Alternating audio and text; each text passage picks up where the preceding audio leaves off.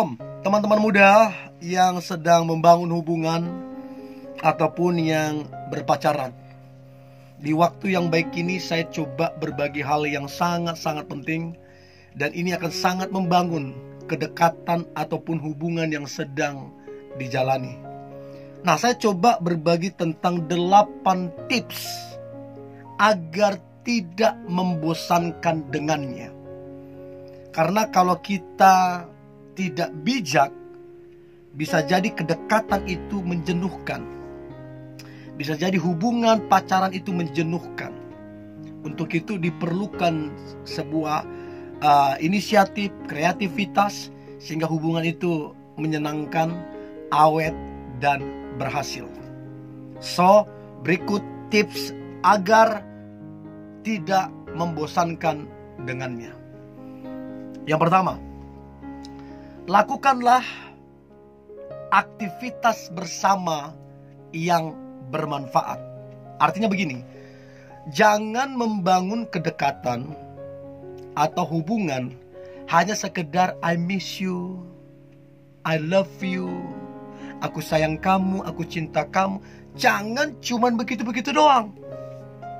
Itu lama-kelamaan membosankan, menjenuhkan. Mungkin awal-awalnya deg-degan, happy kitanya, tapi lama-kelamaan kalau gitu-gitu terus bosan. Untuk itu kalian berdua harus ada kegiatan atau perencanaan yang bermanfaat. Contoh, sesekali kedekatan kalian, hubungan kalian itu cobalah melakukan kunjungan. Contoh, ke pantai asuhan, ke yayasan, membantu orang lain, kunjungan, ya, menolong orang lain. Itu ada manfaatnya. Jadi hubungan itu punya nilai. Hubungan itu punya manfaat ke banyak orang.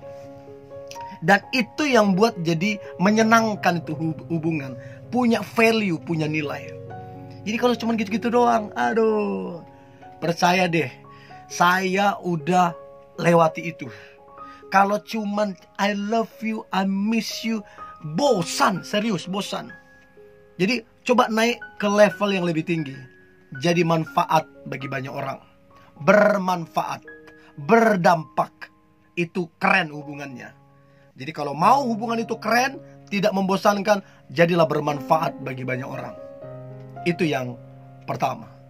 Yang kedua, agar tidak membosankan dengannya. Yang kedua adalah sesekali pergilah refreshing ke taman wisata, ke mana? Ke tempat makan, ke restoran, dan lain-lain. Pergilah refreshing. Jangan gitu-gitu aja. Cuman I miss you, segala macam, ya jenuh lah. Tapi ingat, refreshing di tempat yang bener, bukan di tempat yang aneh-aneh. Karena kalau aneh-aneh, ya berantakan tuh hubungan. Udah gak menghargai lagi kesucian dan kesakralan itu hubungan. Refreshing ke tempat yang bener, itu penting, supaya kepenatan dan kejenuhan itu berlalu. Ya, jadi perlu perencanaan, perlu planning. Kapan kita refreshing lah, kita kunjungin ada rumah makan baru, ada tempat wisata baru. Nah, itu refreshing. Jadi ada tertarget, terplanning. Itu yang kedua.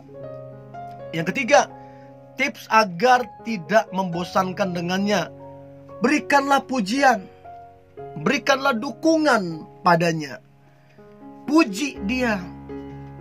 Puji itu bukan sekedar pujian yang gitu-gitu aja, enggak. Tapi berikan sebuah apresiasi. Artinya kamu mengapresiasi dia, kamu mendukung dia. Jadi gak sekedar I love you, bukan. Tapi coba belajar mengapresiasi, mendukung dia. Artinya hubungan itu naik ke level yang lebih tinggi. Dia bertumbuh. Ya, karena waktu kamu puji, waktu kamu dukung, di situ cinta itu akan semakin kuat. hubungan itu akan semakin kuat, akan semakin melekat, semakin menarik banget. Itu yang ketiga. Yang keempat, agar tidak membosankan dengannya, dengarkan dia saat berbicara. Apa maksudnya? Kalau hubungan sudah tidak mau lagi saling mendengarkan, si cowok malas dengarkan ceweknya, si ceweknya malas juga dengarkan cowoknya. Terus mau kemana itu hubungan di bawah? Ya nunggu waktunya aja, itu rubuh tuh.